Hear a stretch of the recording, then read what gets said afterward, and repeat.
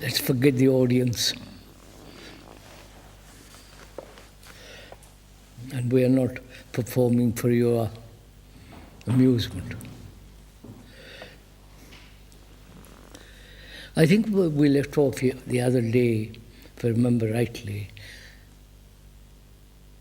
and the mind is totally empty of all the things that thought has put there. Then begins real meditation, if I remember rightly. But I like to, before we go further in that matter, I would like to go back a bit and find out if the mind, if the brain can ever be free,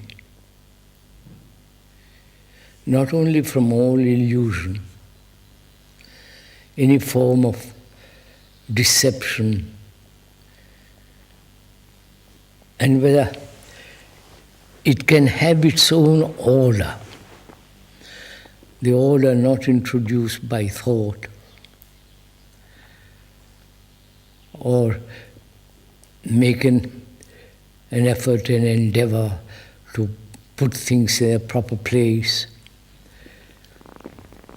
and also whether the brain, however much damaged it is, and most brains are damaged by shock, by all kinds of stimulations, whether that brain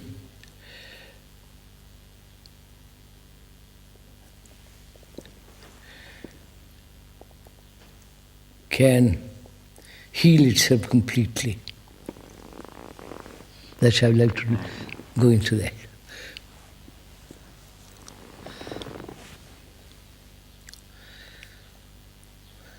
So first let's begin by asking, if I may ask,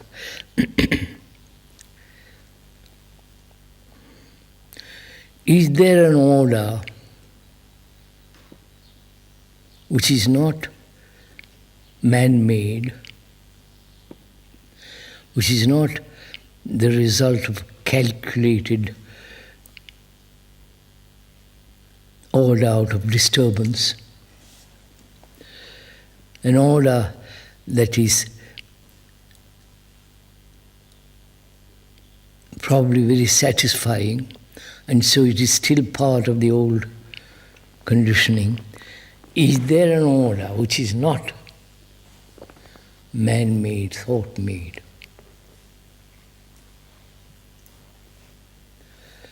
Are you referring to the mind? You say that, you can say the order of nature that exists on its own.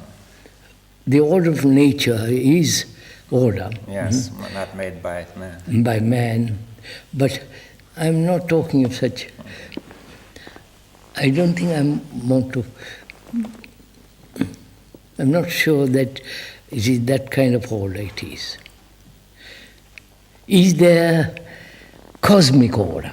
Right, but that's still the same thing in the sense to if you expand. The word cosmic would ordinarily mean to... Cosmic means order. It means order, but the whole order. Whole order, I mean that. And which includes the order of the universe and the order of the mind. Right? Yes.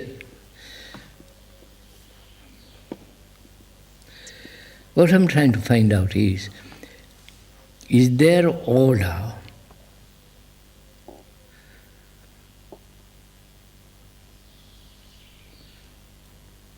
which man can never possibly conceive?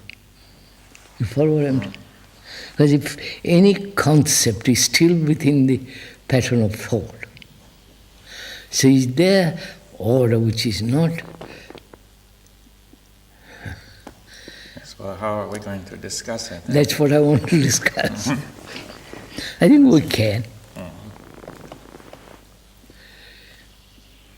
What is order? I thought just discussing it. You were discussing what? At the table. There is At lunch? At lunchtime? At lunch.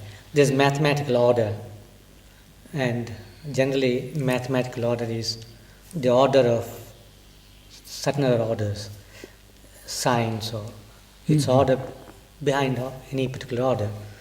That's the highest kind of order known to any discipline. Or would the mathematicians agree that there is mathematics is complete order? yes, mathematics itself is Would they agree to the that? formation of order. Would they agree to that? Well, I think it depends on the mathematician, but there's a well-known mathematician called von Neumann who defined mathematics as the relationship of relationships, which really he meant by relationship order, to say that it is order working within the field of order itself and not on something else, right? Order working in the field of order. Yes. Rather than working on some object. Yes, yes, yes, that's what I'm trying to get at. And so they try to, the most creative mathematicians are having a perception of this, which may be called pure order. Pure order. But of course it's limited to a certain, it does not, it's still limited because it has to be expressed mathematically, Of course. in terms of formulae or equations.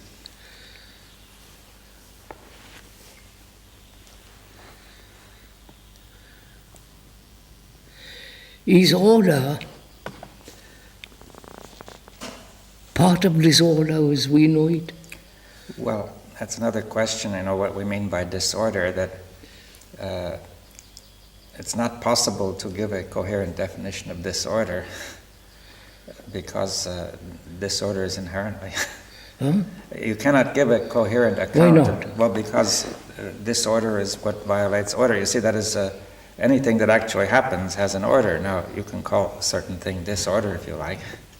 Oh, are you saying that anything that happens is order? It has some order. Now, Has some order. You see, if you say the body is not functioning rightly, say a cancer is growing, now that's a certain order in the cancer cell. It's just growing in a certain way. Consequence. Too fast, you see. Yeah. Different pattern of order. Different pattern, which tends to break down the body, but the whole thing is a certain kind of order. Yes, It yes. has not violated the laws of nature. Yes, yes. But relative to some context, you could say it's disorder because, say, if we're talking of the health of the body, then the cancer is called disorder. Quite. But in itself, it would be It is, wrong. in that, cancer has its own order. Yes, Quite. but it's not compatible with the order of growth of the body. Order, quite.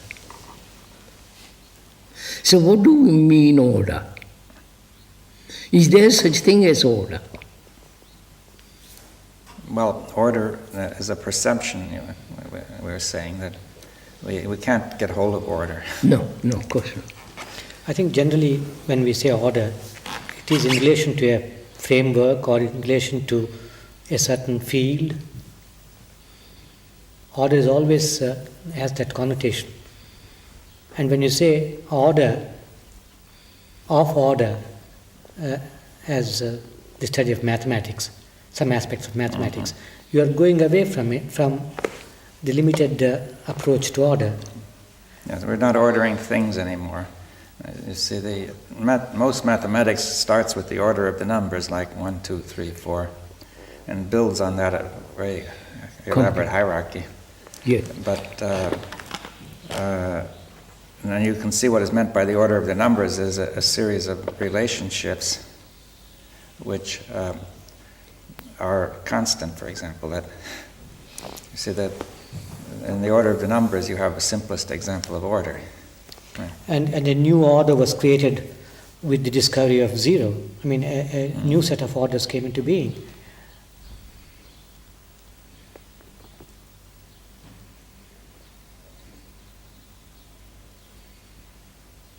And is mathematical order and the order in nature a part of the a bigger field, or is it a localized form? See, the brain, the mind is so contradictory. Yes. So, bruised,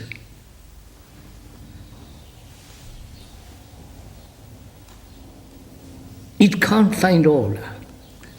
Yes, but what does it want and what kind of order does it want? You say that it can't... It wants an order in which it will be safe. Yes. It won't be bruised, it won't be shocked, it won't feel the pain of physical or psychological pain. Well, the whole point of order is not to have contradiction. You know. That's right. That's the whole purpose of mathematics. Yes. But the brain is in contradiction. Yes. And in some way, something has gone wrong. We said it took a wrong turn once. And, it took a wrong turn, we think, yes. And so you could say that if the body is growing wrongly, we have a cancer cell, which is two contradictory orders. One is the growing of the cancer, and the other is the normal order of the body. Yes. They cannot stay side by side. Yes. So but I'm just asking, because I want to go into something which is, can the mind, the brain, be totally free of all organized order? Yes. Now you have to ask why you want it to be free of organized order, and what you mean by organized order. You see, then it becomes a pattern. Yes, so you mean by organized order a fixed order? Yes, a fixed order or fixed pattern. Imposed or imposed or self-imposed. Yeah.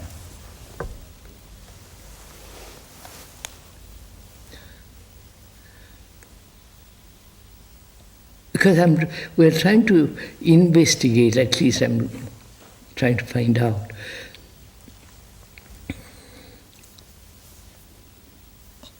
whether the brain can ever be free from all the impositions, pressures, wounds, bruises, all the trivialities of existence, pushing it in different directions, whether it can be completely be free of all that.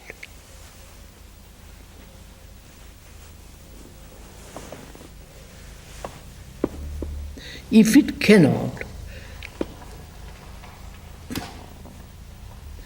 meditation has no meaning.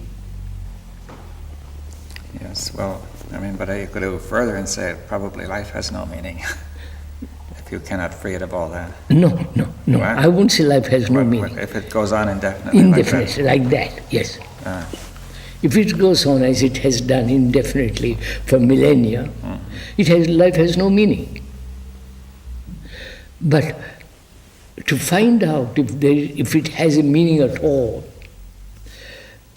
which I think there is a meaning, the brain must be totally free of all this. Well, that's what you call disorder, which is just. See, what is the source of this?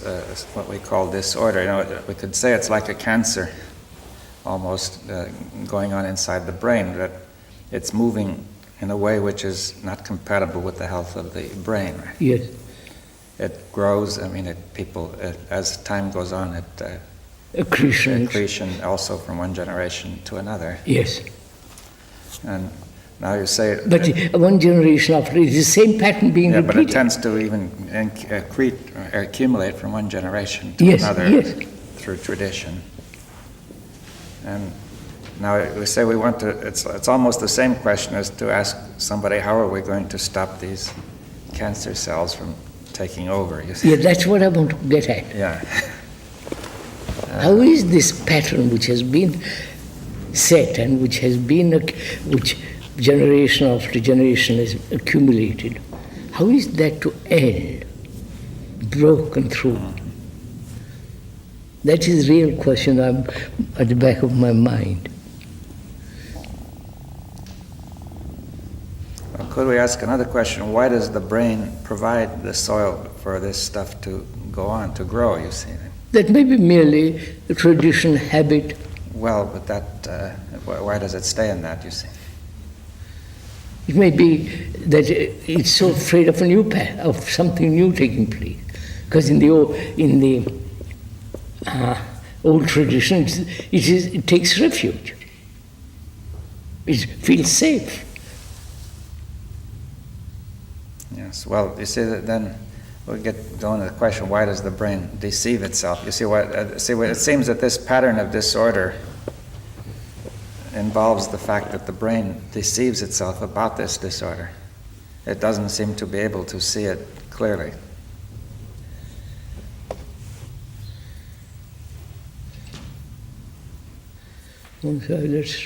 Also, when you say order, in my mind, there is an intelligence behind an order which makes use of it.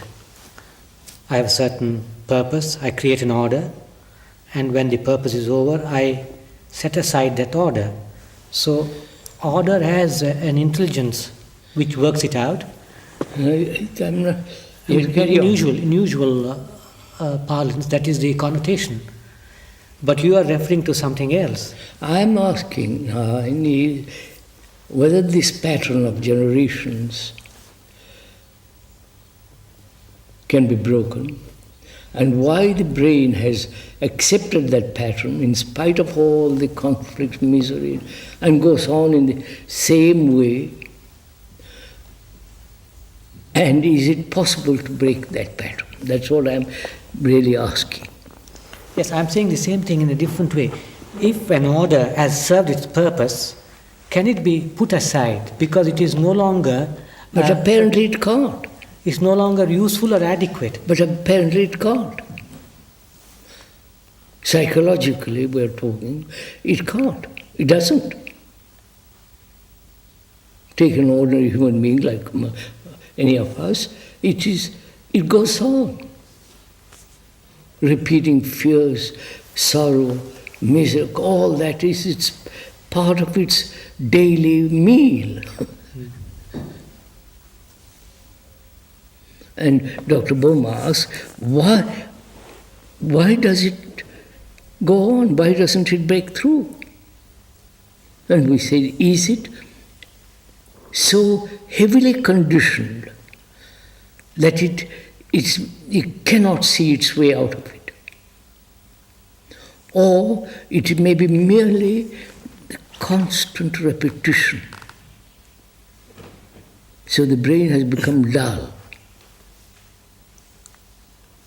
So the momentum of repetition is there. Yes. And you can't get out of that it. moment of repetition makes the mind sluggish, mechanical. And in that mechanical sluggishness, it says that it takes refuge and says, leave, it's all right, I can go on. That's what most human beings do.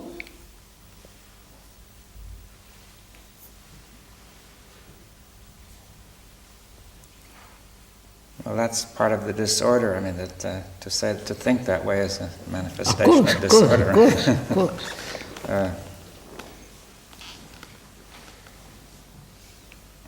Do you connect order with intelligence, or is order something that exists on its own?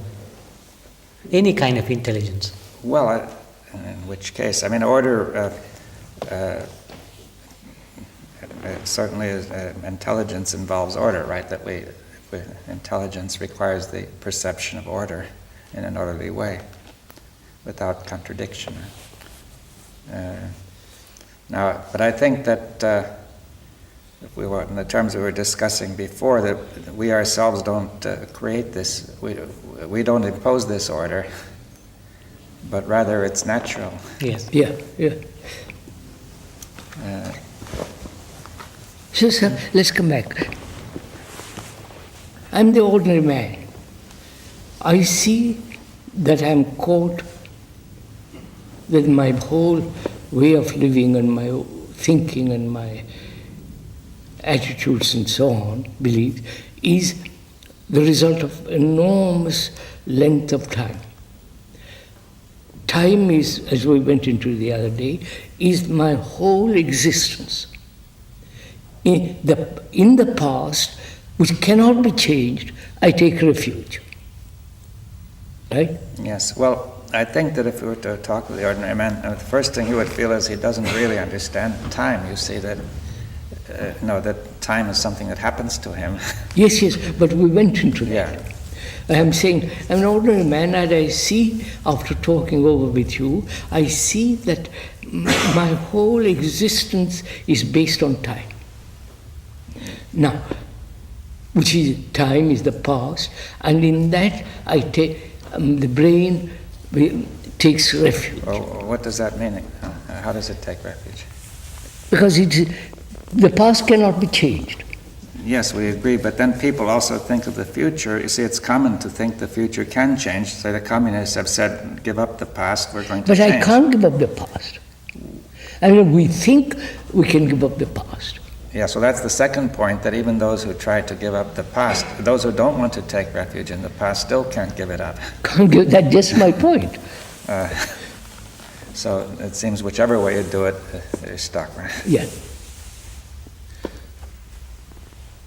So, next step is, why does the brain accept this way of living, and why doesn't it break it down? Right? Is it laziness? Is it in breaking it down, it has no hope? Yes, well, that still is the same question. Of course, it is the same question. Going in from past to future. Yeah. So what is it to do? I think this is applicable to most people, isn't it? So what is it? What is one?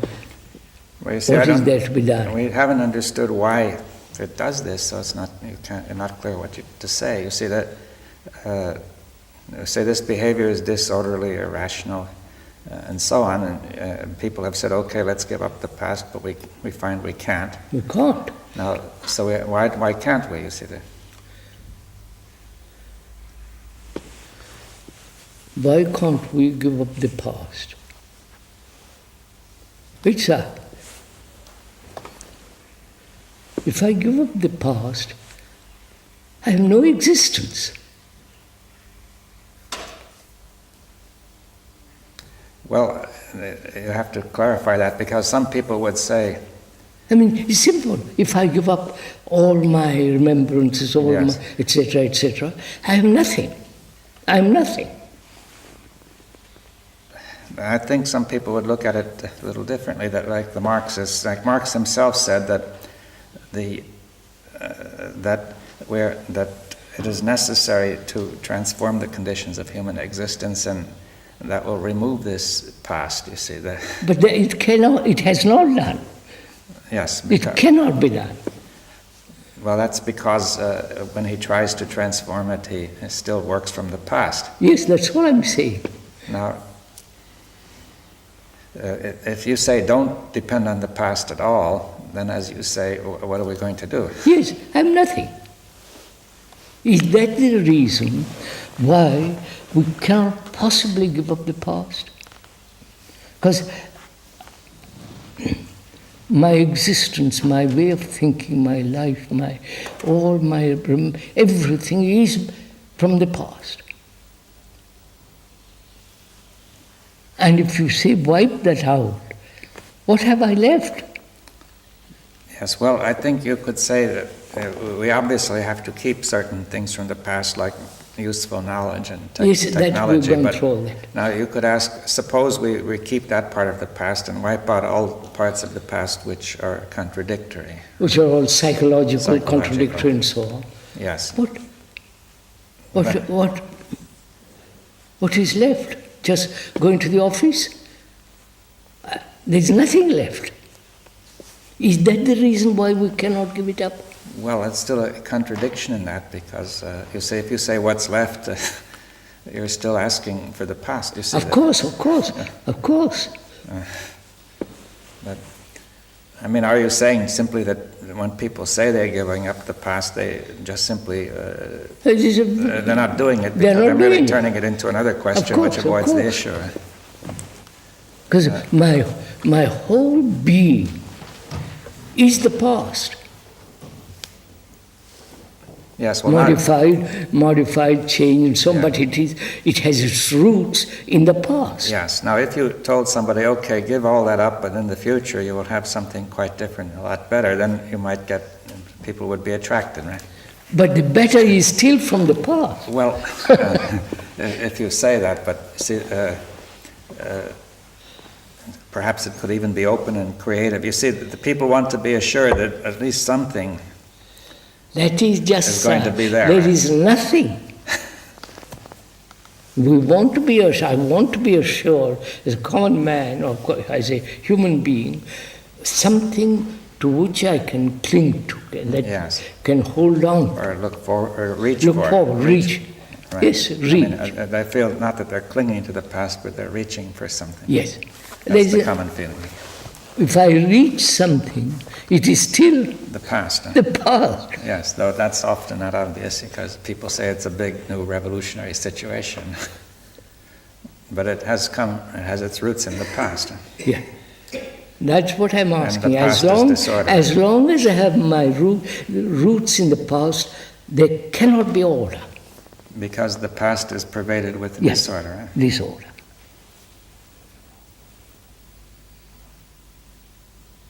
And is my mind, my brain willing to see that there is absolutely nothing?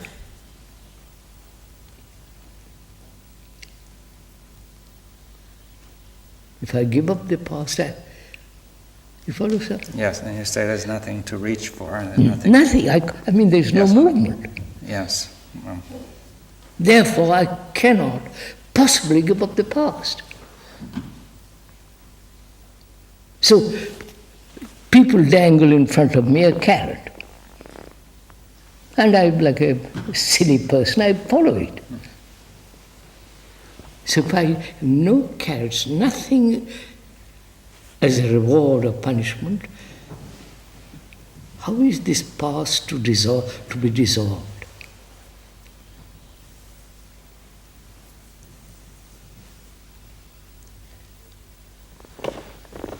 Because otherwise time is still, I'm still living in the field of time. And therefore it's still man-made.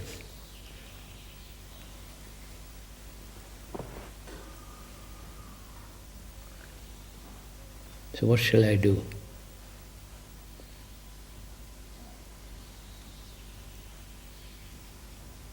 Am I willing to face absolute emptiness? Right, sir? yeah, well, what would you tell somebody who's not willing? He feels No, unable I'm to. not bothered. What do you mean? I mean, if somebody says, I'm sorry, I can't do all this nonsense, you say, well, carry on. But I'm willing to let my past go completely. This is, which means there is no effort, no reward, no punishment, no care, nothing. And the brain is willing to face this extraordinary state, totally new to it, of being, of existing in a state of nothingness. That is appallingly frightening.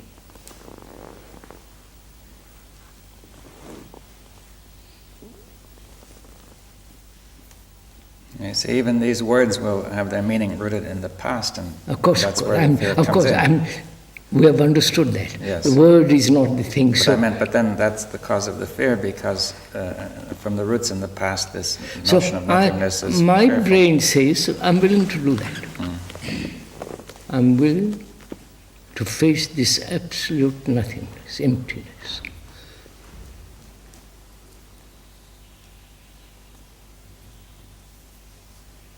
Because it has seen for itself all the refuges, the various places where it has taken refuge are illusions. So it has finished with all that. I think that this leaves out something we've been discussing. You also brought up the question of the the damage or the scars to the brain. That's just... That the brain, if it were undamaged, possibly could do that more, fairly readily. Now, can I discover what has caused damage to the brain? One of the factors is strong emotions. Yes, a strong, sustained emotion. Yes. Strong, sustained emotion, like hatred. Yes. I mean, probably a flash of emotion doesn't do it, but people keep it up. Yeah, of course.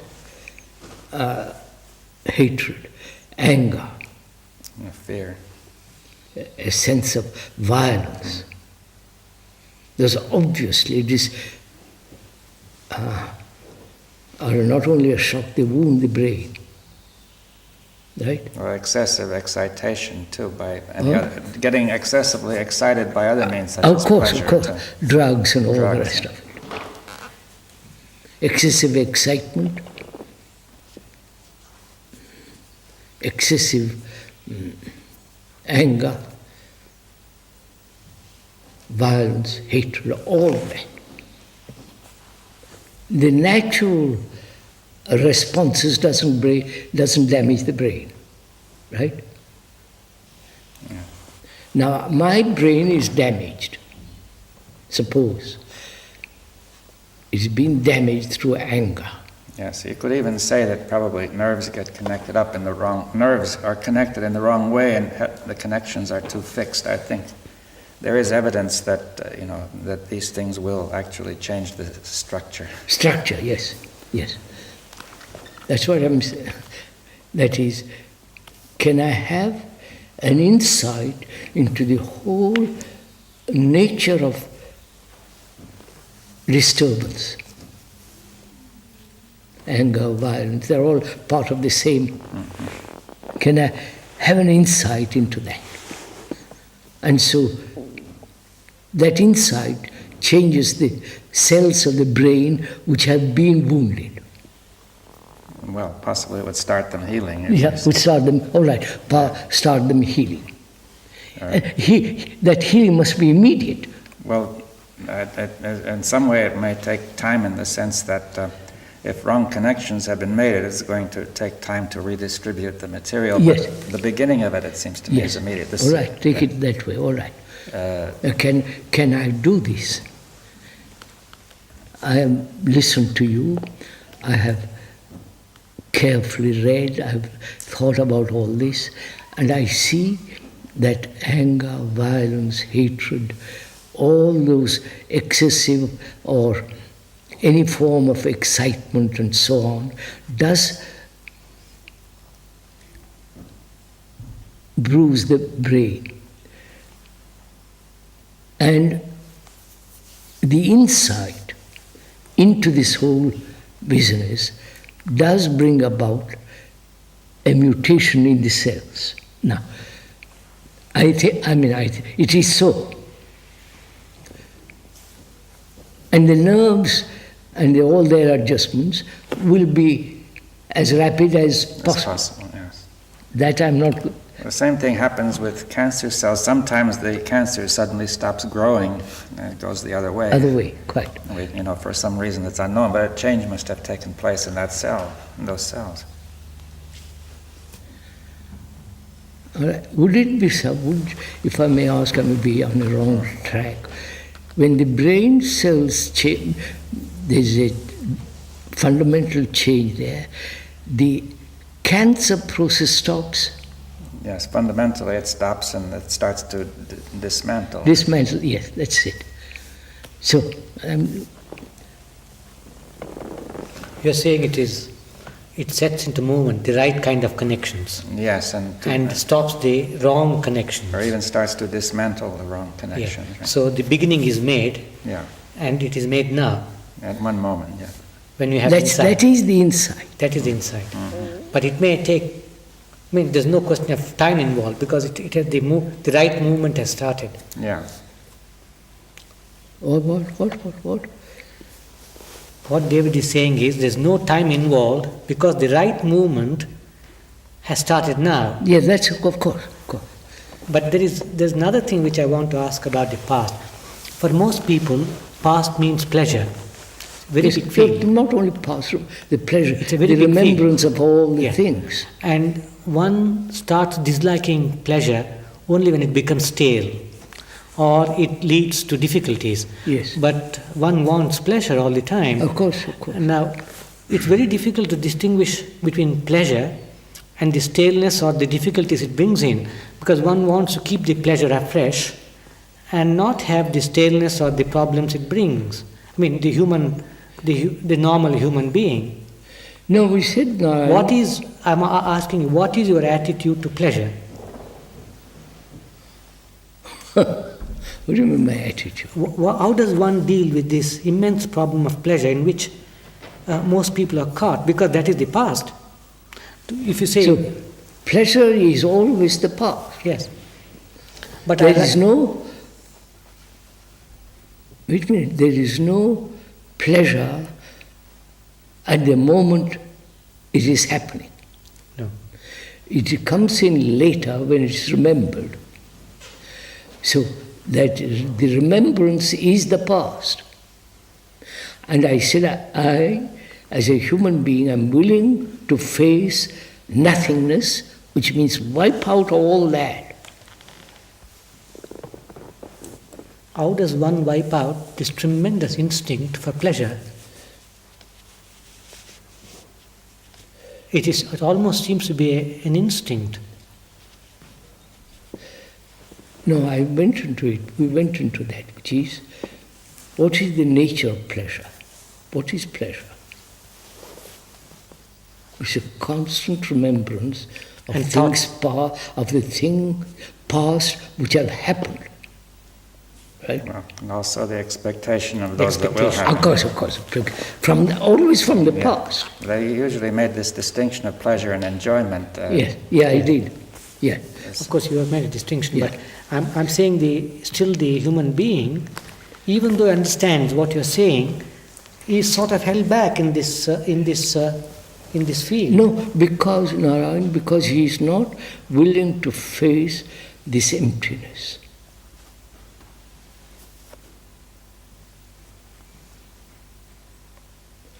Pleasure is not compassion. No. Right? Pleasure is not love. No. But perhaps if there is this mutation, compassion is stronger than pleasure. You don't follow me? Yes. So pleasure has no place in the compassion. Or even just simply order is stronger than... The perception of order may be stronger than pleasure. Even when That's people right. are really concerned about something they're That's doing right. with order, That's right. either the artist or the scientist, the pleasure plays no role at that moment. Yeah, that's what I'm trying to imply, because this must have a certain strength which can keep that in its... Compassion has got tremendous strength. Yes. Incalculable strength. Pleasure is nowhere in it. But what happens to a man in whom... this Pleasure is strength- dominant. Yes. We said that. As long as he is unwilling to face this extraordinary emptiness, he'll keep on with the old pattern. Wouldn't we have to say that this man had a damaged brain too? There was a Yes, certain probably. brain damage which causes this emphasis on sustained pleasure, as well as the fear and the anger and the hate. But the damaged brain is healed when there is insight. Yes. But I think many people would say, I understand that hate and anger and so on are products of the damaged brain, but they would find it hard to say pleasure is the product of the damaged brain. Oh yes, because pleasure, See, of course it is. Whereas then if you say there's a true enjoyment which is not the product of the Yes. damaged brain, which is confused with Yes, sir. pleasure. That is the difficulty, yes. Yeah. Because if pleasure gives rise to anger, anger is part of the part of the damaged brain, but the And seeking- also the demand for pleasure. pleasure, yes. Which may give rise to anger and hatred and Of course, frustration and fear. If I can't have the pleasure I want, I'm beginning to get annoyed. I feel frustrated. All the rest of it follows. So am I, or you as a human being, see the import, or have an insight into the past, how very destructive it is, right? To the brain, and the brain itself sees, and has an insight into it and moves out of that. You are saying the beginnings of order comes from inside. Oh, obviously.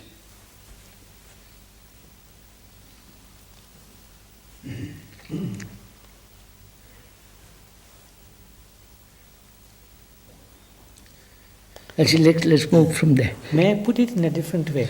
Is it possible to gather a certain amount of order in a maybe sometimes in a artificially, in a pattern sense, not artificially, so that it gives rise to certain amount of insight? Look at the. You cannot, through the false, find truth. Because I'm saying it on purpose, because for many people, the energy that is required for insight or the keenness is lacking. You are tremendously keen to earn a livelihood, to earn money, to do something, if you want interest in something. If you are interested vitally in this transformation, etc., and so on, you have the energy.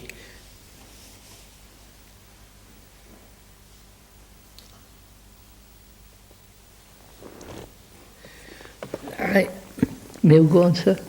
I, as a human being, I've seen this insight has wiped away really the past. And the brain is willing to live in nothingness.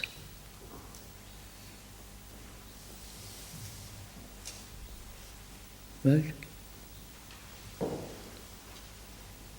We've come to this point several times from different directions. From there I want to go on. May we?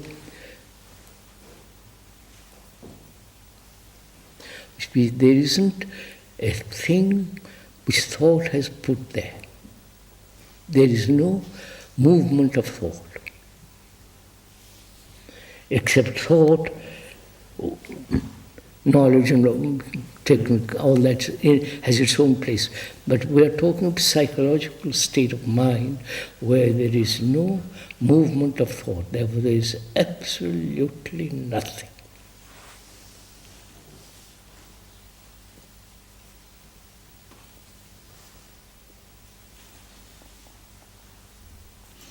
So you mean by that also no feeling then, don't you? See, the movement of thought and feeling are together, is that what you mean? Yeah. No, wait a minute, what do you mean by feeling there? Well then, see, usually people might say, okay, there's no thought, but I may have various feelings, now, of all sorts. I don't know how you can describe them. Of course I have feelings the moment you pull a pin. Well, these are sensations. No, but then there are also the inner feelings. Inner feelings of what? Well, it's hard to describe them. You see, those that can be easily described are obviously the wrong kind, such as anger and fear. And is compassion a feeling? Well, probably not. I should No, it's not a feeling. Though people may say they feel compassionate, you see. Of course. They feel compassion, but even the very word suggests that it's a form of feeling. Of course, I feel compassion. And compassion has the word passion in it, which is a feeling, you see. Yes. And No. Or can be taken in that meaning. So, you see, it's a difficult question. You could say that what are usually called feelings, anyway, those things that could be recognized as feelings of a describable character. So let's go into that a little bit. What do we mean by feeling? Sensations? Well, people don't usually mean that. See, the sensation is connected with, say, the body. Body senses. Or the inner organs of the body. Yes. So we are saying feelings which are not of the body.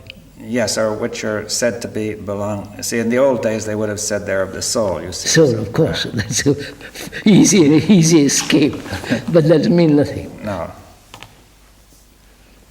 What are the feelings, inner feelings? Pleasure? Well, insofar as you can label it that way, it's clear that it's not what, it's not valid, right? So what is valid? The non-verbal state. There may be a non-verbal state which includes something that seems, you might, would it have something analogous to a feeling which wasn't fixed, you see? You couldn't name or... You are saying it is not feeling, it is similar to feeling, but it is not fixed. Yeah.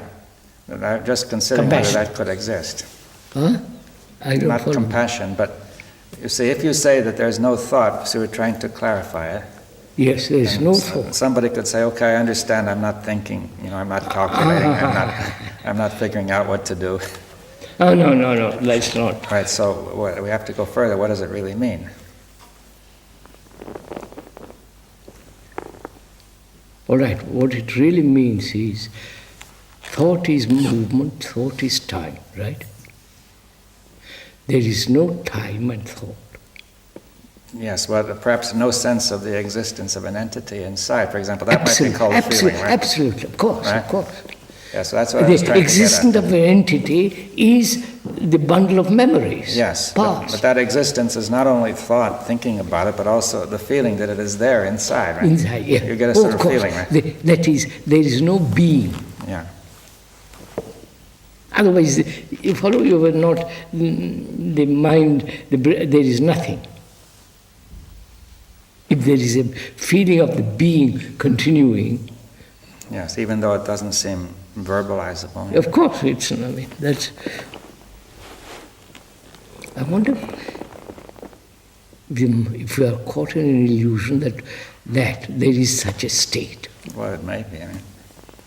You see, that it would be a state, you say without will, you say without desire. Of course, and all those are gone. Yes, but now how do we know that this state is real, you say is genuine? Now that's what I'm asking.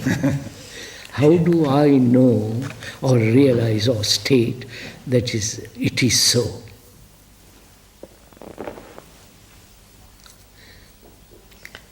In other words, you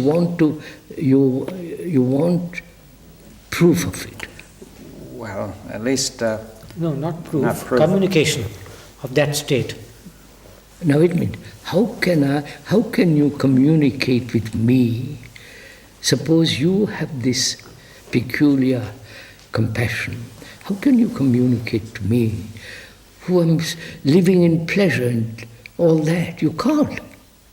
No, but I am prepared to listen to you. You therefore prepared to listen to how far, how deeply. To the extent my listening takes me to. Which means what? That's all I could say. No, it's very simple. You will go as long as it is safe, secure. No, not necessarily. The man says there is no being. Yes. And one's whole life has been this becoming, being, and so on. And in that state, he says there is no being at all. In other words, there is no me. Right, sir? Now, you say, show it to me. Yes. It can be shown only through certain qualities it has, certain actions. What are the actions Yes. of a mind that's totally empty of being? Huh? That's good. What are the actions? Wait a minute. Actions at what level? Actions in the physical world? Partly. Mostly that. Not mostly, partly. Now, I'm asking, is that partially? Where I have, all right, this man has got this sense of emptiness, and there is no being. So he's not acting from self-centered interest. So his actions are in the world of daily living. That's all you can judge only there. Whether he's a hypocrite, whether he says one thing, contradicts it next moment, whether he's actually living this compassion. Not I feel But if you're not doing the same, you can't tell. You see that. That just is, that's what I'm That's saying. what it's limited. I can't judge you. You can't. I can't judge you there. You can't. So how can you convey to me in words that peculiar quality of the mind? You can describe, you can, go around it, but you can't give the essence of it.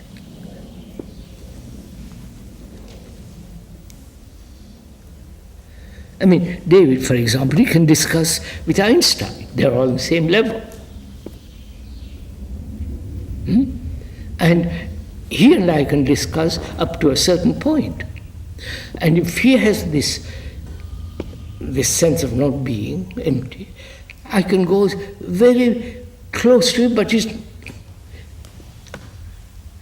I can never enter in, or come upon that mind unless I have it. Is there any way of communicating but not through words for one who is open? We said the compassion.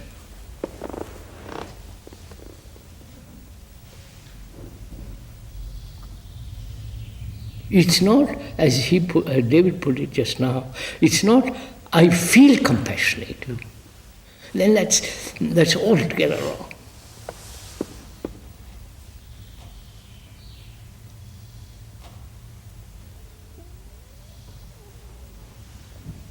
See, after all, in daily life, such a mind acts without the me, without the ego. And therefore it might make a mistake, but corrects it immediately. It's not carrying the mistake. It's not stuck.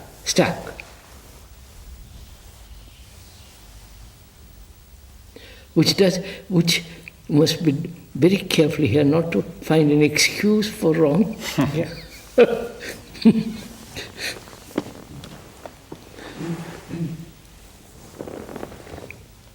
So, sir, we come to that point, as we said the other day, what is then meditation, right?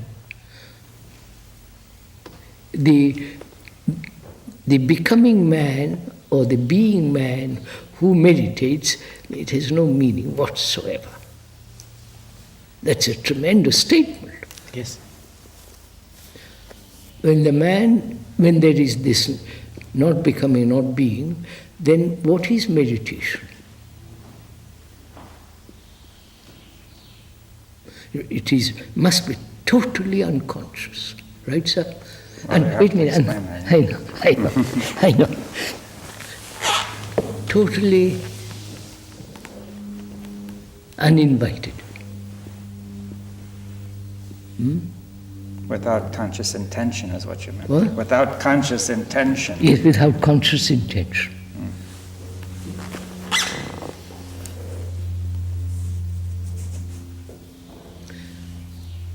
Yes, I think this is right. Well, Would you say, sir, sounds silly, but the universe,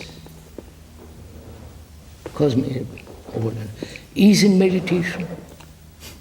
well, if it were alive, if it is alive, then you would have to look at it that way. No, it is in a state of meditation. Yes.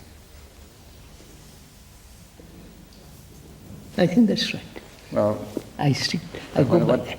if you say, see, we should try to go over what is meditation. You see, what is it doing?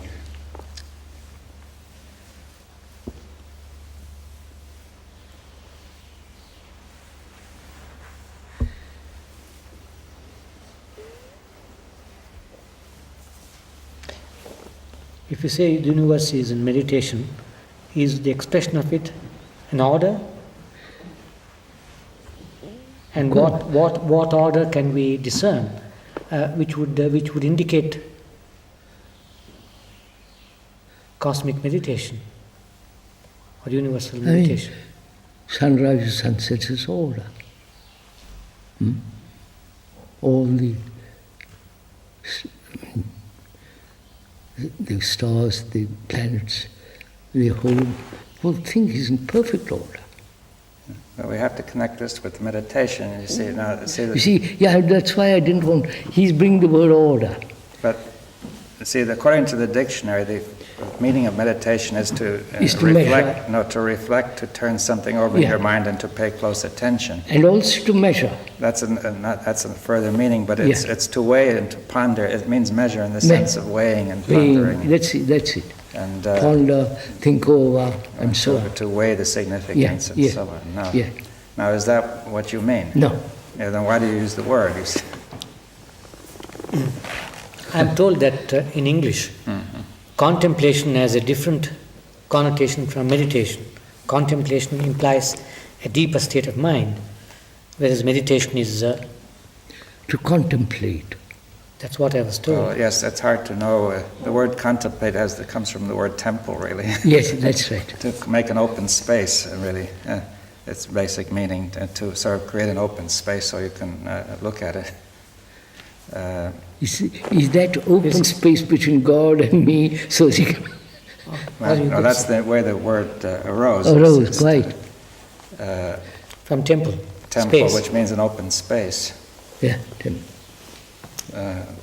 The Sanskrit word dhyana doesn't have the same connotation as meditation. Dhyana? No. Because meditation has the overtones of measurement. And probably in an oblique way that measurement is order. No, I don't want to bring in order. Leave the word order out. We have been through that. We've beaten that to death. Just ask why you use the word meditation. Let's use the word meditation. Well, let's find out what is meant by what you really mean here.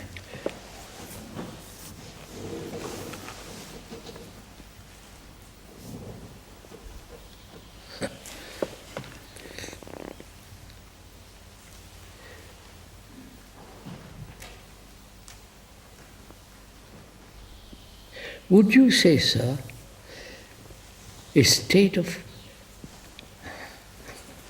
infinity, a measureless state? Yes.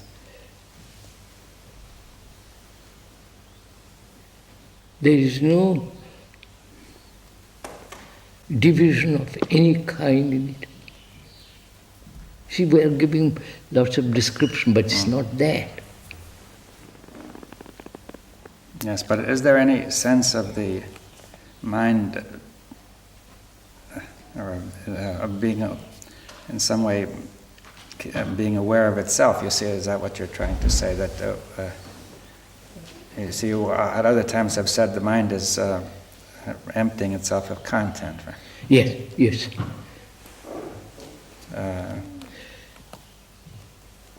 What are you trying to say? Well, I'm trying to get at that it's not merely infinite, but it seems to be something more is involved. Oh, much more. That's what I'm...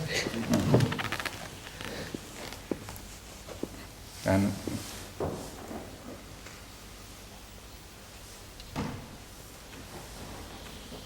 but in this emptying of content, if we said that this content is the past, which has become disordered, then you could say in some sense it's constantly cleaning up the past. I mean,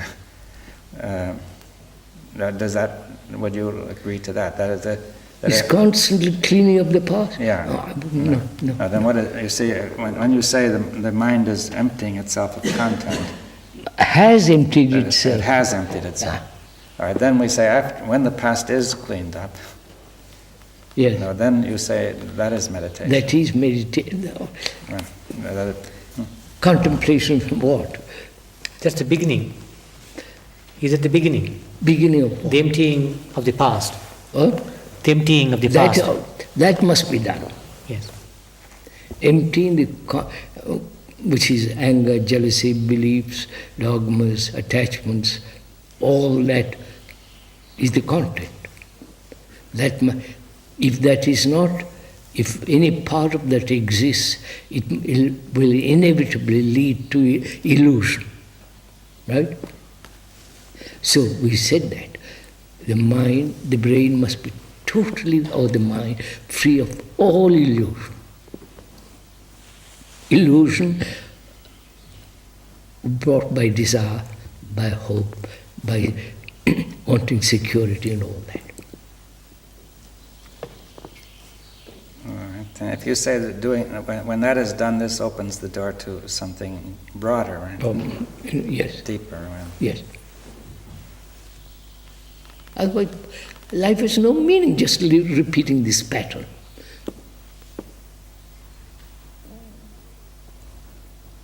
Now I want to go into this. All right.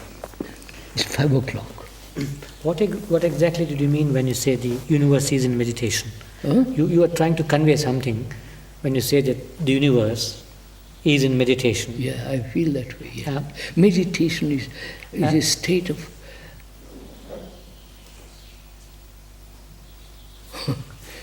non-movement, movement. All right. Yes. Is it a Well, could we say first of all, the universe is not governed by its past? No. The first point. Yes, sir. Right. Yes, sir. It's free and creative. Right? It's creative, moving. And and then this movement is in order. Would you, as a scientist, accept such a thing? Yes. Well, Huh? well, as a matter of fact, I would. Are we both crazy? Right.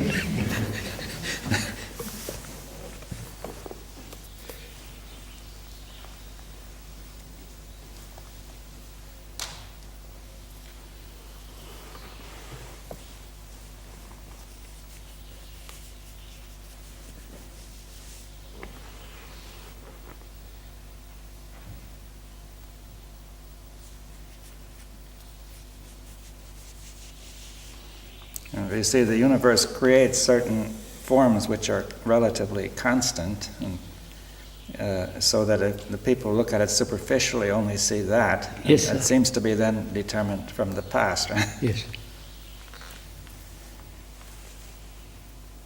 So, put the question the other way. Is it really possible for time to end? Time being the power, time, the whole idea of time, to have no tomorrow at all.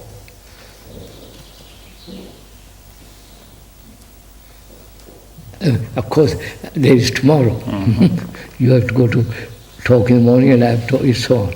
But there is tomorrow. But the feeling, the actual reality of having no tomorrow.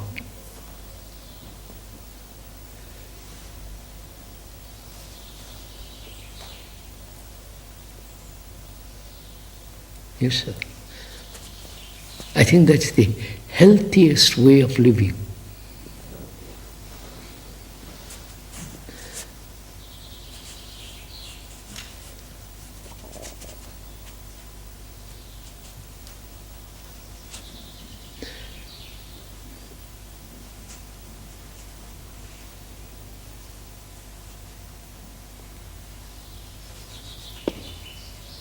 Which doesn't mean I become irresponsible. That's all true child. Well, that's merely the question of the physical time. Yes, sir. It's a certain part of the natural order. Of course, that's understood. Which we still have in mind, but the question is whether we have a sense of experiencing past and future. Yes. I'm saying, or whether we're free of that sense. Sir, is universe, as a scientist, I'm asking you, based on time? I would say no, but you see, the general way it's been That- formulated is that's all I otherwise. want. You Yes. say no. Yes. And can the brain, which has evolved in time, Well, has it evolved in time? And then you see that's a way of talking, but it has become entangled in time. all right. Entangled in time in some way, but entangled in time. because if you say the universe is not based on time, the brain is part of the universe. It can't be based merely on time, right? No. The brain in the sense thought. The brain, the thought has entangled the brain in time. In time, all right. Can that entanglement be unraveled, freed, so that the universe is the mind? You follow what I'm saying? If the universe is not of time, can the brain, can the mind, which has been entangled in time, unravel itself and so be the universe? You follow what I'm saying? Yes. Well, would you say And that is order. that's order? Now, would you say that is meditation? Or Now comes out of meditation? Yeah. Now I would call that meditation. Yes. Not in the ordinary dictionary sense, ponder away Way and and all all that. that, That is state of meditation in which there is no element of the past. You say the mind is disentangling itself from time, and also really disentangling the brain from time. Yes, sir. And, Would you accept that? well, I can see that. Huh? Yes. As a theory? Yes, as a proposal. As a No, I don't want it as a proposal. What do you mean by a theory? Theory as somebody comes along and says this is real meditation. All right. Yeah. Right? Somebody says one can live this way and life has an extraordinary meaning in it, full of etc., compassion and so on. And every act in a world, in the physical world, can be corrected immediately and so on and so on. Would you, as a scientist, accept such a state? Or Yes. say this man is cuckoo? No, I wouldn't say that. No. No, I feel that it's perfectly possible, yes. But, no, it is quite compatible with anything that I know, right? That's all right. About nature, right? So one is not a unbalanced cuckoo. No, that's part of the entanglement, is that science itself has put time into a fundamental position, and that has That's helped to entangle us still further. Yes, sir.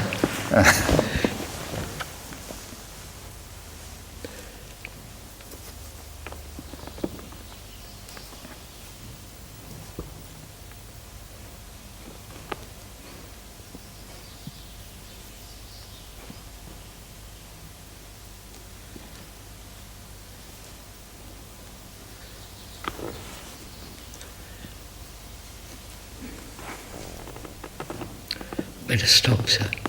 Shall we continue some more? When do you want to continue? Next Sunday.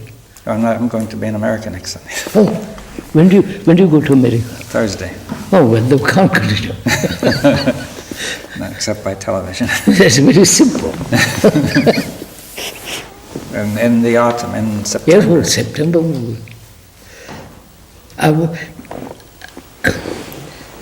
Because putting into words is not the thing. Right, that's understood. But can it be communicated to another? Yes, well, I think that the point about communication of this is to bring it about. I mean, to... Of course, that's what, of course. Now, can some of us get to this so that we can communicate actually,